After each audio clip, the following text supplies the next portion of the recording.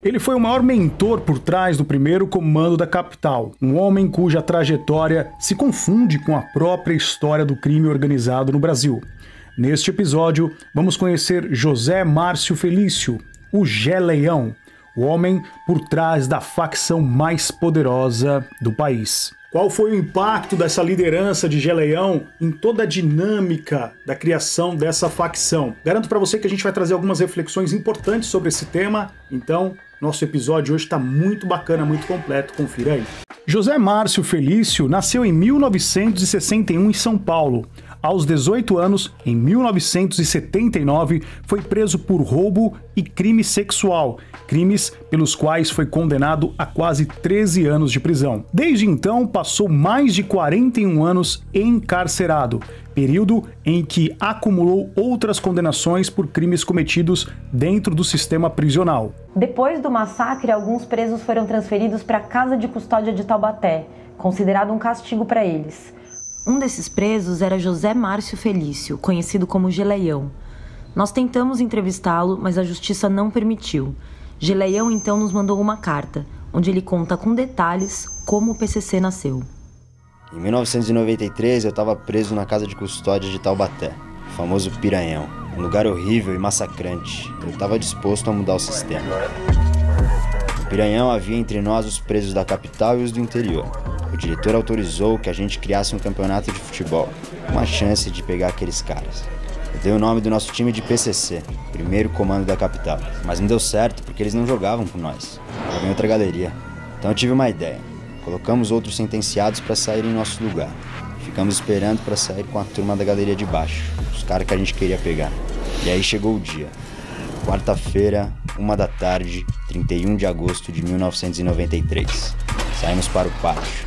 O primeiro sou eu, o segundo Misael, da Fé, Bicho Feio, Dudu, Cezinha, Zé Cachorro e Esquisito. Depois soltaram Severo e Garcia, os chefes da turma de baixo. Quando eles viram nós, os outros não entraram. Assim que Severo e Garcia entraram no pátio, nós ficamos em posição. E aí começou a matança. Com um soco, eu estourei a cabeça do Garcia. Colocaram linhas no pescoço do Severo e me enforcaram no meio do pátio.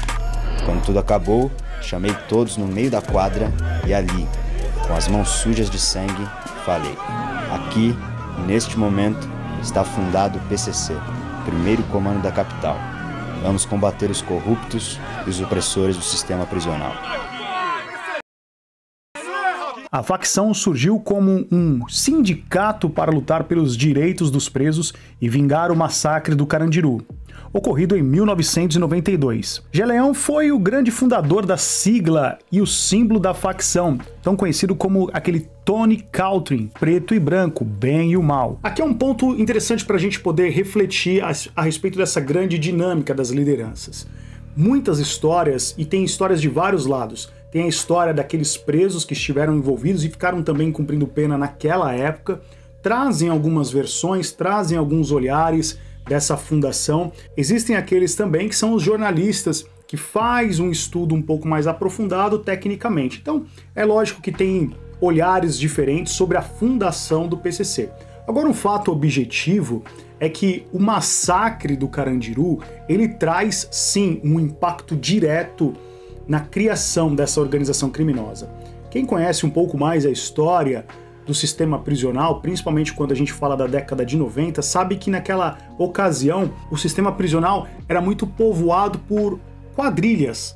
Então existiam algumas facções, né, alguns grupos que acabavam se dividindo por quebrada, às vezes da Zona Norte, Zona Leste, tinha grupos e quadrilhas de banco, então era uma coisa um pouco mais comum na década de 90. Eu sou o defensor da tese, que já venho falando isso há anos aqui no canal, a respeito que o Estado teve uma grande responsabilidade. Para mim não foi Gé-Leão que criou o PCC, não foi Marcola, não foi os presos. Para mim, a semente, o ponto inicial, começa com a ausência do Estado.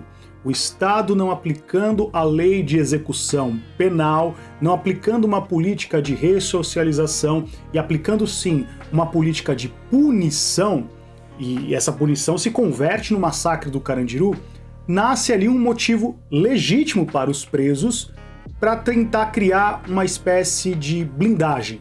Então vamos nos unir, vamos criar um movimento, vamos criar um corpo da massa carcerária para que a gente possa se proteger do poder opressor do Estado. Existem muitos companheiros que concordam com essa minha visão dessa criação da negligência do Estado. Já queria também ouvir depois o seu comentário aqui abaixo, mas assiste todo o nosso conteúdo, depois você comenta os pontos que você entender interessante para ajudar nesse debate. Geleião liderou o PCC até 2002, quando uma disputa interna com Marcola culminou em sua expulsão da facção. Marcola assumiu a liderança, transformando o PCC em uma organização criminosa transnacional. Após sua expulsão, Geleião fundou o terceiro comando da capital, o TCC, que não prosperou. Nos bastidores do sistema prisional foi muito comentado a respeito dessa ruptura, dessas mudanças de liderança. Uma das filosofias do próprio PCC sempre foi colocar uma visão muito parecida com o Estado, muito parecida com o Estado.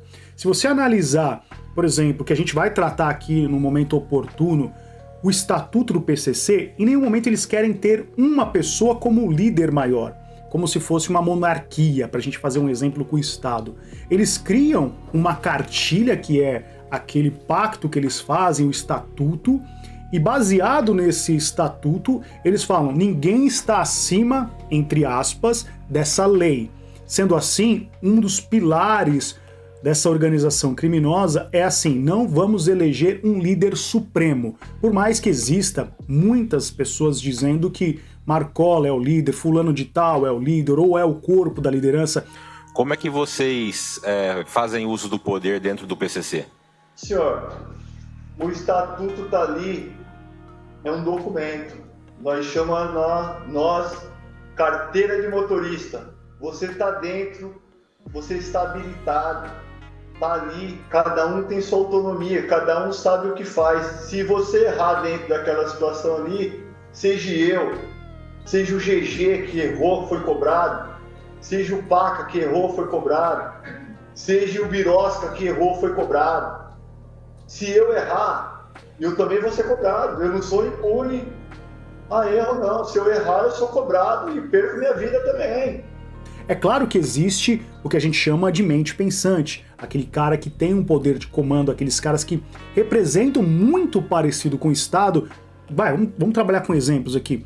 Presidente da República, vice-presidente, o Congresso Nacional, abaixo do Congresso vem ali os vereadores. Entendeu como é que mais ou menos acaba se assemelhando muito à hierarquia dessa organização criminosa com a hierarquia do Estado? É lógico que eu tô falando aqui de forma simplificada para você entender a construção lógica. Geleião era um perfil de liderança mais violento, tanto é que muita coisa que aconteceu dentro dessa revolução no cenário carcerário era pautada pela violência exercida por essa facção. Ninguém nega aqui que para que eles pudessem ganhar esse monopólio, ganhar a aderência da população carcerária, foi necessária, sim, muita violência, muita guerra dentro do sistema prisional. Então quando a gente entende, por exemplo, década de 90 até 2000, até 2006, salvo engano, a prisão era violenta, a prisão ela era muito hostil,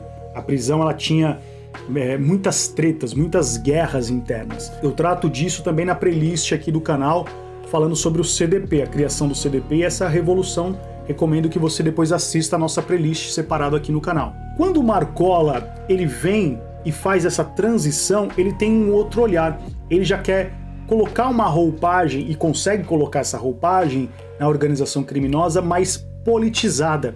Então ele cria um movimento que é muito mais intelectual do que uma questão de violência física. E aí nasce uma nova política dentro dessa organização criminosa que vai ser tema de outros capítulos dessa série. Por isso, assista a série acompanhando capítulo por capítulo. Por quê? Porque é um tema extremamente desafiador e o meu objetivo aqui com essa série, que vai ser uma série muito completa, é montar esse tabuleiro, montar todas essas peças para que a gente possa meditar um pouco mais a respeito dessa organização criminosa. Após ser expulso do PCC, Geleião colaborou com a justiça, revelando detalhes sobre a estrutura e a operação da facção. Em troca, recebeu algumas concessões, como dias de visita fora da prisão. Em 10 de maio de 2021, Geleião morreu de Covid-19 aos 60 anos, encerrando a história do último fundador vivo do PCC. Um fim bastante trágico para o fundador do PCC, morrer dentro de uma prisão, como muitos outros perderam a sua vida dentro do cenário carcerário.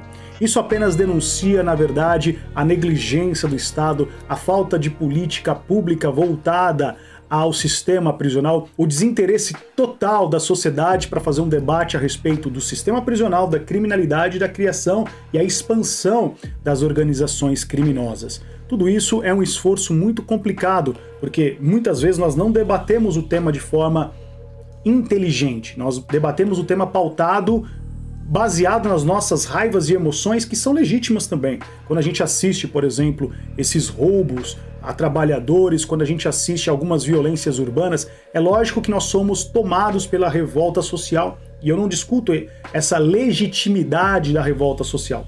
O problema é que nós não podemos misturar essa revolta social para enfrentar o tema da forma que deveria ser enfrentada, de forma mais inteligente. E se você quer estudar um pouco mais sobre isso, eu tenho um e-book muito completo com material mais aprofundado sobre a estrutura do PCC, que eu vou deixar no primeiro comentário fixado aqui abaixo desse vídeo.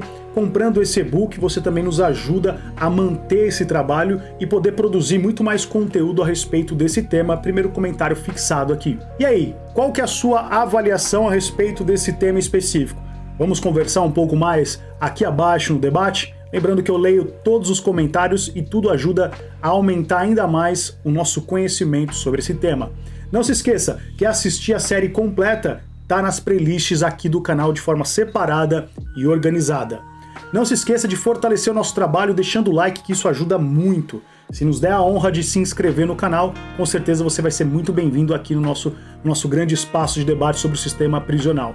Muito obrigado pela sua atenção, eu sou Arquimedes Nicastro e esse foi mais um Papo Reto. Até nosso próximo encontro, valeu!